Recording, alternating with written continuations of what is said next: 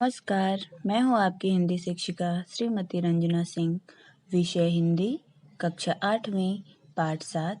पाठ का नाम है मेरे राजा साहब और इसकी लेखिका हैं सुजाता बजाज जी। परिचय। सुजाता जी का जन्म 1958 जयपुर, राजस्थान में हुआ था। सुजाता बजाज जी एक प्रसिद्ध चित्रकार हैं। आजकल आप पेरिस में रहती हैं। आपके चित्र एवं मूर्ति कला भारतीय रंग में डूबी हुई रहती हैं। आपके चित्रों एवं मूर्तियों का प्राचीन संस्कृति एवं कला की छाप दिखाई पड़ती है। आपने अपनी कला में ऐसी दुनिया का सृजन किया है जिसमें सादगी भी है और रंगीनी भी, खुशी भी है और गम भी।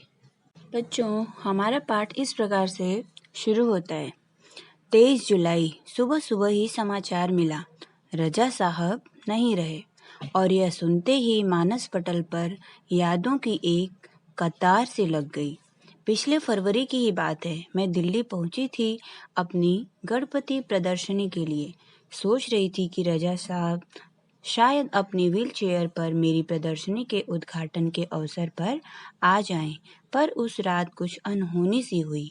उस रात रजा साहब सपने में आए, मुझे उठाया, हमने बातें की। शो के लिए मुझे उन्होंने शुभकामना दी और कहने लगे, सुजाता, एक बार मुझसे मिलने आ जाओ। बच्चों, यहाँ पर उद्घाटन का अर्थ है शुभारंभ, अनहोनी अर्थात जो पहले कभी न हुई हो। अब मैं जाने वाला हूँ। इसके बाद तो रुकना मुश्किल था। मैं पहुँच गई उनसे मिलने। वे अस्पताल में शून्य की तरह लेटे हुए थे। मैंने उनके हाथों को छुआ। सिर्फ सांस चल रही थी। अलविदा कहकर लौट आई। रजा साहब अपने धर्म के साथ साथ उतने ही हिंदू और ईसाई भी थे। उनके स्टूडियो में गणपति की मूर्ति, क्रॉस, बाइबल, गीता, कुरान, उनकी माँ का एक फोटो, गांधी जी की आत्मकथा व भारत से लाई हुई मोगरे की सूखी मालाएं, सब एक साथ रखा रहता था। वे गणेश को भी पूजते थे और हर रविवार को सुबह चर्च भी जाते थे। एक दिन जहांगीर आर्ट गैलरी में प्रदर्शनी देखते हुए किसी ने कहा, अरे यह तो एस.एच. रजा है। मैं एकदम सावधान हो गई क्योंकि मेरी सूची में उनका भी नाम था। मैंने उनके पास जाकर कहा, बच्चों, क्रॉस का अर्थ है सूली अर्थात ईसाइयों का धर्म चिन्ह, बाइबल अर्थात ईसाइयों का धर्म ग्रंथ, अलविदा का अर्थ है विदा लेना, मोगरा एक प्रकार का फूल है। मैंने उनके पास जाकर कहा, रजा साहब, आपसे बात करनी है। वे देखते ही रह गए। उन्होंने मुझे इंटरव्यू दिया, बहुत सारी बातें बताई। अचानक मुझसे पूछने लगे कि आप और क्या क्या करती हैं। मैंने कहा, मैं कलाकार हूँ, पेंट करती हूँ। वे तुरंत खड़े हो गए और कहने लगे, चलो तुम्हारा काम देखते हैं। मैं सोच में पड़ गई। मेरा काम तो पुणे में है। उन्हें बताया तो वे बोले, चलो पुणे। ताज होटल के सामने से हमने टैक्सी ली और सीधे पुणे पहुंचे। उन्होंने मेरा काम देखा और फिर कहा, आपको पेरिस आना है। आपका भविष्य बहुत उज्जवल है। छोटी से छोटी बात भी उनके लिए महत्वपूर्ण हुआ करती थी। बड़ी तन्मयता और लगन के साथ करते थे। बच्चों, तन्मयता का अर्थ है एकाग्रता या लगन। बड़ी तन्मयता और लगन के साथ करते थे सब कुछ। पेंटिंग बिकने के बाद पैकिंग में भी उनकी रुचि हुआ करती थी। कोई इस काम में मदद करना चाहता तो मना कर देते थे। किसी को हाथ नहीं लगाने देते थे। बड़े करीने से, करीने का अर्थ है व्यवस्थित रूप से, धैर्य के साथ वे पैकिंग करते। कहते थे, लड़की ससुराल जा रही है, उसे संभाल कर भेजना है। जब वे किसी को पत्र लिखते या कुछ और लिखते थे तो मत पूछिए, हर शब्द, हर पंक्ति को नाप तौल कर लिखते थे। फूल उन्हें बहुत प्यारे लगते थे। मुझे याद है 22 अक्टूबर 1988 को मैं लंदन से पेरिस के गारदिनो स्टेशन पर ट्रेन से पहुंची थी। रजा साहब स्टेशन पर मेरा इंतजार कर रहे थे। ट्रेन लेट थी पर वे वहीं डटे रहे। मुझे मेरे हॉस्टल के कमरे में छोड़कर ही वे गए।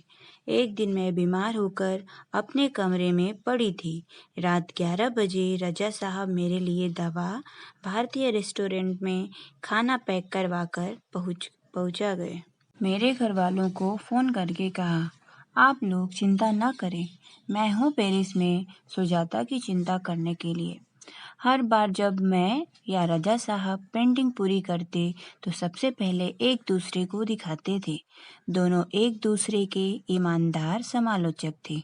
समालोचक का अर्थ है किसी वस्तु के गुण दोष को बताना। हमने मुंबई, लंदन, पेरिस और न्यूयॉर्क में साथ-साथ प्रदर्शनियां की, पर कभी कोई विवाद नहीं हुआ। यह उनके स्नेह व अपनेपन के कारण ही था। हिंदी, उर्दू तो हमेशा से ही बहुत अच्छी रही है उनकी। अंग्रेजी, फ्रेंच भी वे बहुत अच्छी लिखते थे। कविताओं से बहुत प्यार था उन्हें। शेर, गज़ल व पुराने हिंदी फिल्मी गाने बड़े प्यार से सुनते थे। एक डायरी रखते थे अपने पास। हर सुंदर चीज़ को लिख लिया करते थे उसमें। मेरी बेटी हेलेना बहुत खूबसूरत हिंदी बोलती थी, तो उन्हें बहुत गर्व होता था। वे हमेशा उसके साथ शुद्ध हिंदी में ही बात करते।